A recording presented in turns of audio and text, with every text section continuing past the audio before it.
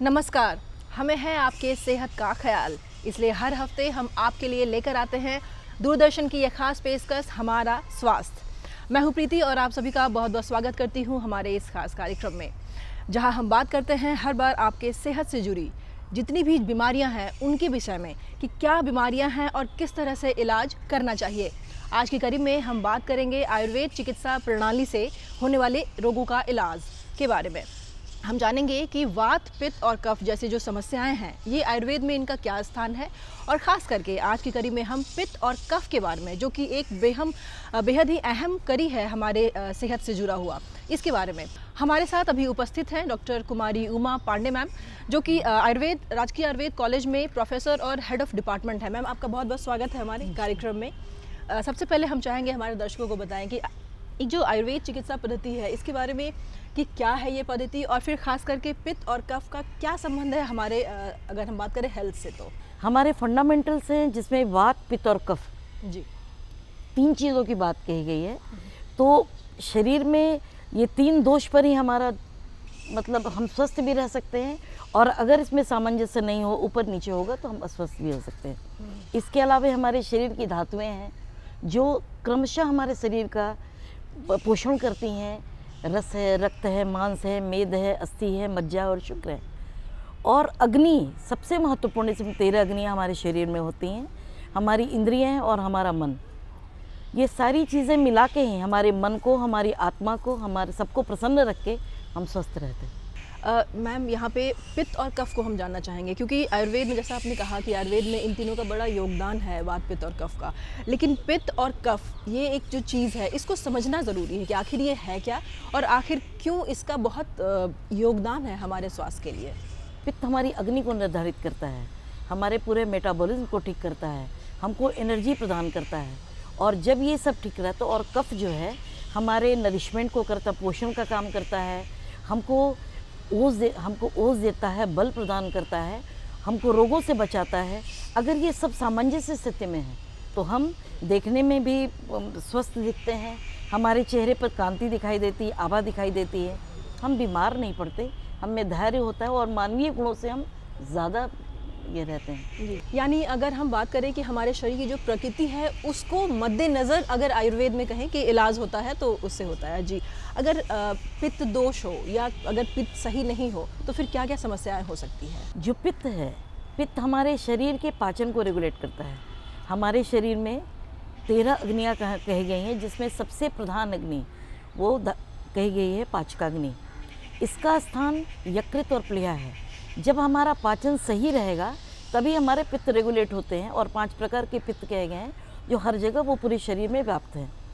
अगर इस तरह की किसी की प्रक्रियाएं होती हैं, हमारा पाचन सही नहीं होता, अग्नि डिस्टर्ब होती है, तो सबसे पहले पाचन संबंधी हमको एसिडिटी का प्रॉब्लम, जो आप सुनते हैं आजकल कि बहुत पेट में गैस हो गया, एसिडिटी हो रही है, मुँह में बहुत ज़्यादा पित्त आ रहा है, इस तरह की चीज़ें होती हैं। जब वो प्रधान होगा तो हमारा आम दूषित होगा, आम दूषित होगा, फिर हमारा रक्त दूषित होगा, मांस दूषित होगा, क्योंकि सारी अग्नियाँ उसी क्रम में, हमारे सब धातु हैं वो सही रूप से कार्य नहीं कर सकते, और मेटाबॉलिक डिसऑर्डर जिसको आजकल बोलते हैं वो दूषित होता है। मैम, आपने फैटी लिवर की बात कही, जो कि हम लोग नहीं जानते थे आम भाषा में कि वो पित्त से संबंधित है।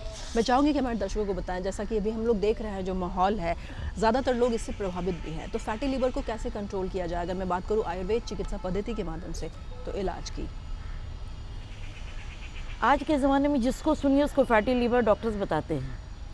यकृत हमारे शरीर का सबसे बड़ा ग्लैंड है, और अग्नि जो है हमारे यहाँ वो यकृत और प्लीहा को ही अग्नि का स्थान माना गया है। जितना हम भोजन करते हैं, भोजन को कंट्रोल करके ग्लूकोज के रूप में यकृत में वो चीज़ें जमा रहती हैं, और प्लीहा उसमें हमारी इम्यूनिटी इन्हांसर के रूप में वो चीज़ें कही जाती हैं। जब ये दोनों कार्य करते हैं तो हमारे रस जो अच्छा रस बनेगा, उससे हमारा पित्त भी अच्छा बनेगा। रस से रक्त बनता है, और रक्त पूरे शरीर में व्याप्त होता है, और जो पूरे शरीर के सेल का पोषण करता है, तभी हम स्वस्थ दिखाई देते हैं। जिसमें अगर रक्त की बात करें तो WBC, RBC, प्लेटलेट्स इत्यादि जो भी चीज़ें हैं, उनका निर्माण होता है और ये प्रॉपर हमारे शरीर का पोषण कर पाती हैं। अगर इन चीज़ों में कुछ गड़बड़ियाँ होती हैं, पाचन गड़बड़ होता है, लीवर बढ़ेगा, तो हमारी पाचन क्रियाएं सही नहीं होती और शरीर में पित्त का प्रभाव बढ़ेगा। गॉल ब्लैडर के अंदर जो पित्त का रस निकलता है, यकृत से निकलने वाला वे पित्त का स्राव निकलता है, जिसका पाचन ड्यूडेनम आपने सुना होगा, उसमें होता है। वो क्रियाएं प्रॉपर नहीं होने के कारण हमारे फैट का डाइजेशन नहीं हो पाता और वो जाकर आम रूप में हमारे यकृत में जमा होने लगता है, जिसको हम फैटी लिवर कहते हैं। मैम, अगर पित्त से संबंधित किसी भी तरह की कोई समस्या है तो फिर उसके लक्षण क्या है? क्योंकि लक्षण बहुत अहम है कि अगर शरीर में किसी तरह की कोई बदलाव हो रही है, कोई दिक्कत आ रही है, तो फिर उसको हम क्या समझें? तो लक्षण पे अगर बात करें तो प्लीज़ बताएं। शरीर में भारीपन होगा, शरीर पीला दिखाई देता है। भोजन में एनर्जी जो देता है हमारा पित्त ही देता है, क्योंकि जो टोटल मेटाबॉलिक क्रियाएं हैं शरीर में होने वाली, जो मेटाबॉलिज्म है वो हमारे पित्त के कारण ही होता है। हमारे यहाँ इसको ठीक करने के लिए कि पित्त सही बने, पित्त सही हो, उसके लिए हमारे अभिपत्तिकर का हम लोग प्रयोग कराते हैं, जिससे पित्त रेगुलेट हो पाए और अधिक एसिडिटी का क्रिया नहीं बन पाए और आगे जाने वाला रस प्रॉपर रूप में एब्जॉर्ब हो और वो ड्यूडेनम तक पहुँच पाए। पित्त की खराबी किस हद तक नुकसान पहुंचा सकती है, ये सारी बातें मैम द्वारा आप जान रहे हैं। मैम, यहाँ एक चीज़ और थोड़ा अहम है कि पित्त को रेगुलेट करने के लिए अगर चाहे कि हम कैसे इसको बनाए रखें अच्छे से, सही ढंग से, तो फिर उसके लिए आयुर्वेद में क्या इसकी ये है? पित्त को ठीक करने पहले तो हमको अपने खान पान को ठीक करना होगा। जो हम बहुत विदाही, बहुत तली चीज़ों को खाते हैं, बहुत चटपटी चीज़ों को खाते हैं, खट्टी चीज़ों को खा रहे हैं, हमारा जो जीवन शैली गड़बड़ है, पहले तो उसको ठीक करना होगा। दूसरी चीज़ आती है कि हमको मेरे शास्त्रों में बताया गया, पित्तम रेचनानाम सृष्टम, ये अगर पित्त खराब है तो उसका रेचन कराइए। तो रेचन के लिए हमारे यहाँ कुटकी का प्रयोग, हमारे यहाँ निशोध का प्रयोग, हमारे यहाँ भूम्य आम्लकी जो लिवर को भी ठीक करता है और आजकल बहुत फेमस है, हमारे यहाँ गुड़ची का प्रयोग, आम्लकी का प्रयोग, त्रिफला का प्रयोग, ये सारी चीज़ें हैं जो पित्त को रेगुलेट करती हैं, पित्त का शमन करती हैं और हमारे मेटाबॉलिज्म को ठीक करती हैं। इन चीज़ों पे हम बहुत फोकस करना चाहेंगे कि हमारा पित्त कैसे ठीक हो। आजकल हमारे विचार भी बहुत एरोगेंट हो रहे हैं, हम हमेशा क्रोध में रह रहे हैं, या हम जो कार्य कर रहे हैं घर से निकलते ही इतने क्रोध में होते हैं, उसका प्रभाव हमारे अन्न और मन दोनों पर पड़ता है, पाचन पर भी पड़ता है।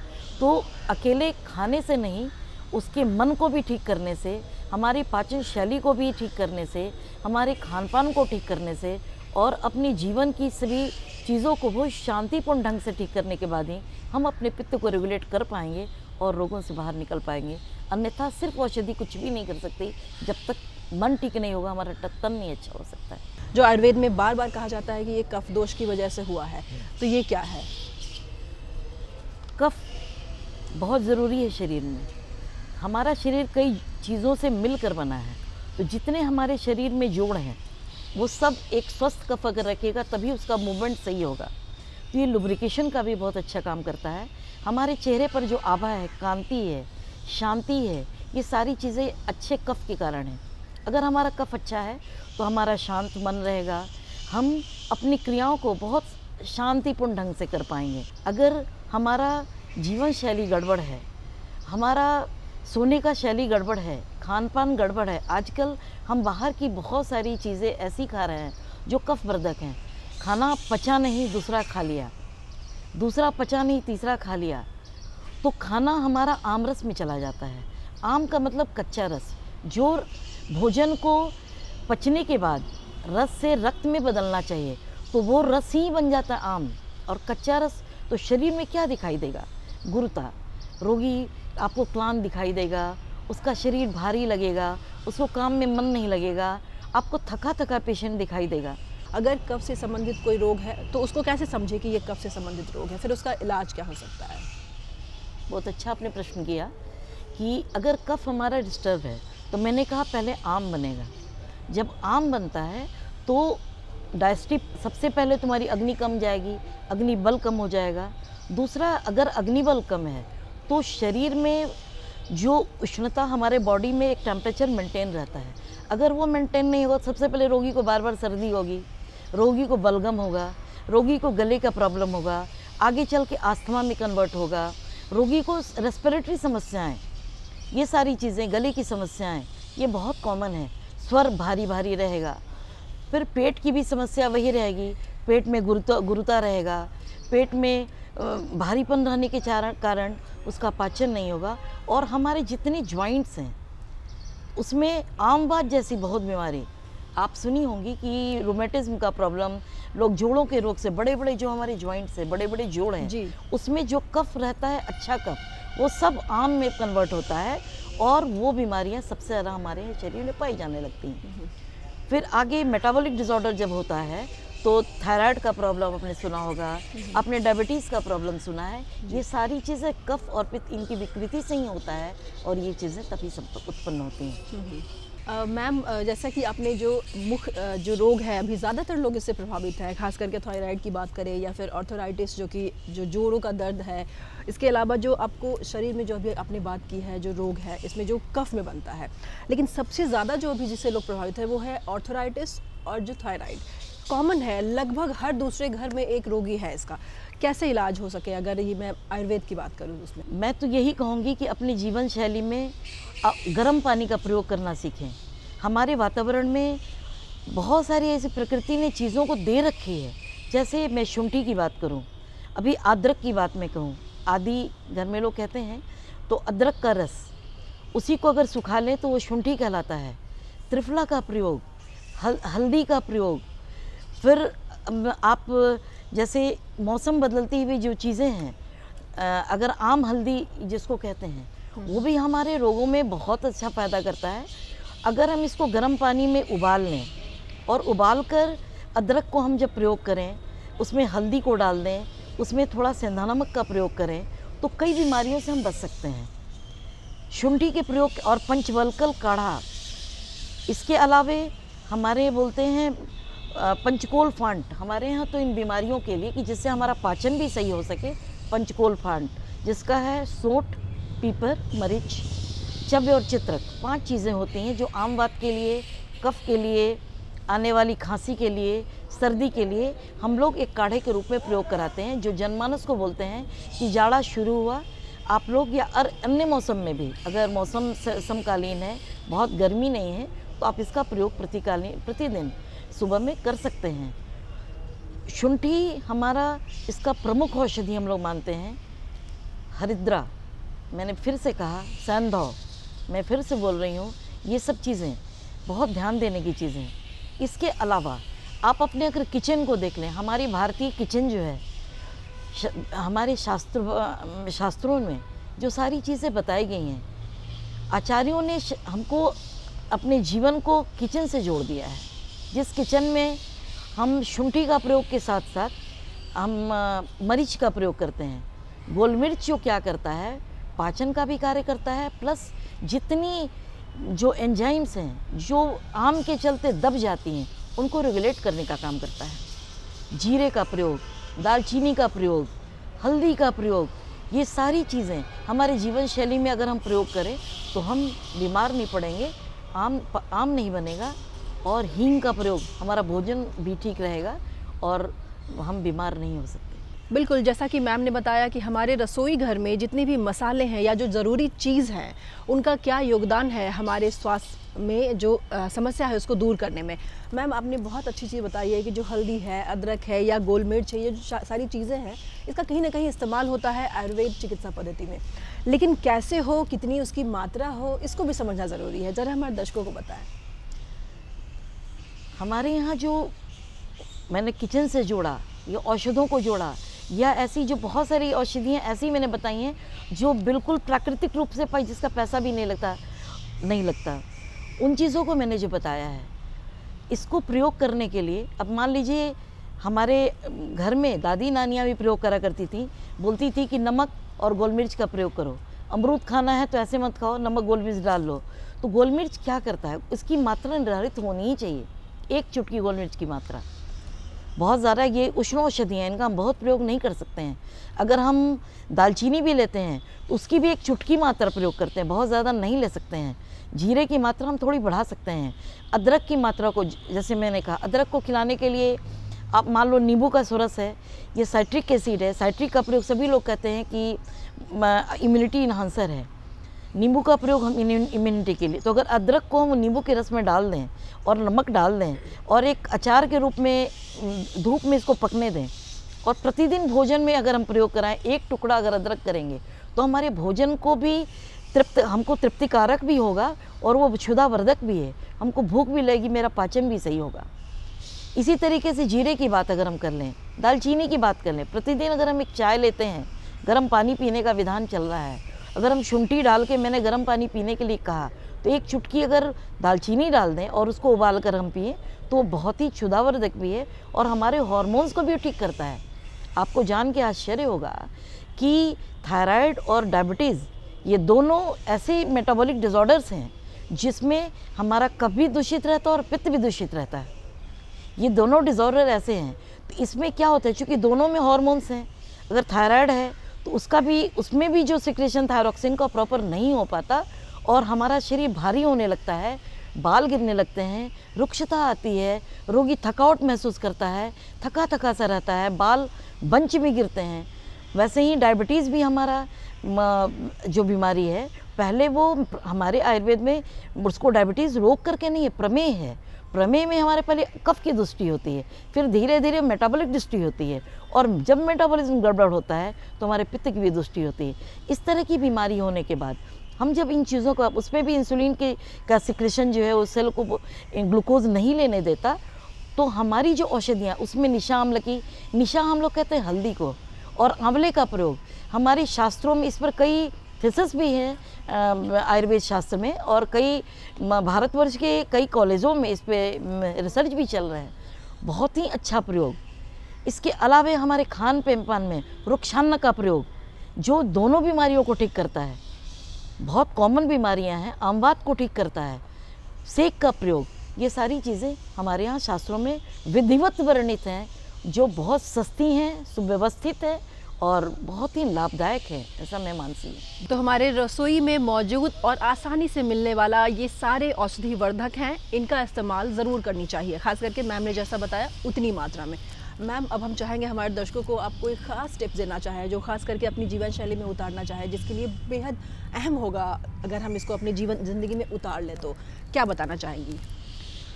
दोस्तों, मैं तो यही कहूँगी, अगर स्वस्थ रहना आप चाहते हैं और शारीरिक और मानसिक, सिर्फ शरीर को स्वस्थ नहीं, आजकल हम जिम जाके शरीर को स्वस्थ तो कर लेते हैं लेकिन हमारा मन स्वस्थ नहीं रहता है। जीवन जीने के लिए हमको अपने शरीर को भी स्वस्थ रखना होगा, मन को भी स्वस्थ रखना होगा, तभी हम वास्तव में स्वस्थ रह सकते हैं। इसके लिए हमको अपनी जीवन शैली सुधारनी होगी। दूसरा, हमको मेडिटेशन करना होगा, अपने आपको अपने कुछ क्षण अपने लिए देना पड़ेगा, जहाँ पर थोड़ा आप योगाभ्यास, मानसिक योगाभ्यास भी करें और शारीरिक योगाभ्यास भी करें। अगर आप टहलने की आदत देना चाहते हैं, प्रकृति के करीब हों, प्रकृति की चीज़ों को समझें, उसका पालन करें। और सबसे ज़रूरी है कि अपने लिए, अपने घर में भी जहाँ आप रहते हैं, वातावरण को संतुलित रखें, जिसमें क्रोध का जगह नहीं हो, जहाँ सारा परिवार एक साथ बैठे, कुछ हंसे, कुछ बोले, कुछ जीवन को जीने के लिए, क्योंकि अकेले व्यक्ति जी नहीं सकता। हम एक सामाजिक प्राणी हैं, जहाँ हमारा अपना परिवार होता है, हमारे दोस्त होते हैं, हमारे माँ बाप होते हैं। आयुर्वेद में तो आचार रसायन की बात कहता है, जहाँ बिना औषधि के हम स्वस्थ रह सकते हैं। वो मैं बिल्कुल चाहूँगी कि अपने जीवन में हमको उतारना चाहिए, जिसमें हम अपने मन को भी स्वस्थ रख सकें, शरीर को भी स्वस्थ रख सकें, अपने आचार, आहार और व्यवहार से समाज को, अपने माँ बाप को, अपने बच्चों को, अपने पूरे परिवार को, मित्र मंडली को, जहाँ रहें खुश रहें, हंसते रहें, हंसाते रहें। जीवन तो है, जीवन आप स्वस्थ हैं तभी आपका जीवन है, आप स्वस्थ नहीं हैं तो सारी चीज़ें रह के भी आप स्वस्थ नहीं रह सकते। और अंततः सबसे महत्वपूर्ण बात कि अगर पित्त विकृत होगा तो उससे हमारा आँख विकृत होगा, और आज के ज़माने में सबसे ज़्यादा हमारे पित्त और कफ के कारण आँखें जा रही हैं। आजकल आप ग्लूकोमा आप सुनते हैं, कैटरेक्ट सुनते हैं, आप नेत्र की ड्राई आई का प्रॉब्लम सुनते हैं, आँख की और जो बीमारियाँ आप सुन रहे हैं, जो मैं एक अलग से ये कहना चाह रही हूँ इस पर ध्यान देने की बात है कि अगर आप वास्तव में आँख को बचाना चाहते हैं तो कफ और पित्त दोनों को रेगुलेट होना ही पड़ेगा, जिससे आपकी आँखें बची रहेंगी। क्योंकि कहा जाता है कि इंद्रियां तो बहुत हैं, लेकिन सभी इंद्रियों में आँख सबसे प्रधान है। अगर आँख है तभी आपका जीवन है, तभी जीवन की सुंदरता है, और अपने पूरे जीवन का आप भरपूर आनंद देखकर, सुनकर, समझकर ले सकते हैं और अपने पूरे जीवन को बहुत बहुत आनंदित कर सकते हैं। एक चीज़ और है मैम, जो हमारे घर में छोटे बच्चे हैं उनका बहुत कुछ एक तो चीज़ें हैं जो बहुत सारी चीज़ों को वो ऐसे भी नहीं अपनाते हैं, वो समझते नहीं है कि क्या उनके लिए ज़रूरी है क्या नहीं है, तो उनमें समस्या होना आम है। तो फिर कैसे निकला जाए? अगर मैं बात करूँ उनमें कफ की समस्या हो या किसी तरह की कोई समस्या हो, तो फिर उसके लिए उनके लिए आप क्या बताना चाहेंगी? बच्चों के लिए मैं तो यही कहना चाहूँगी कि ठंड से उनको बचाना चाहिए, और मालिश का प्रयोग, आयुर्वेद में स्नेहन स्वेदन का बहुत महत्व है।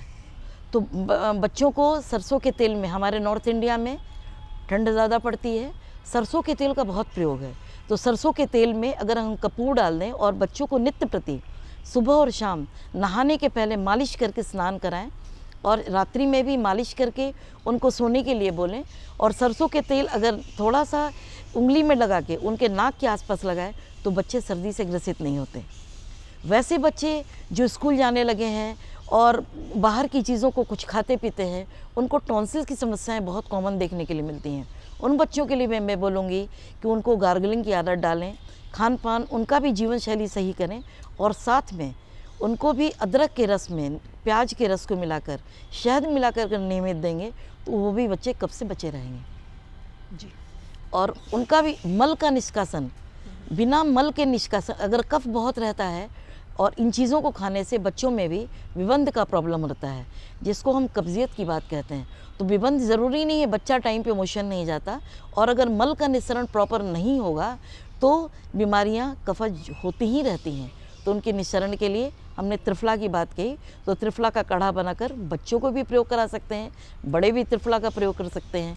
और हर्रे अपने आप में बहुत महत्वपूर्ण है। हरित की कौन नहीं जानता, हर्रे को कौन नहीं जानता, आंवलकी को, और कौन नहीं जानता विभूति को।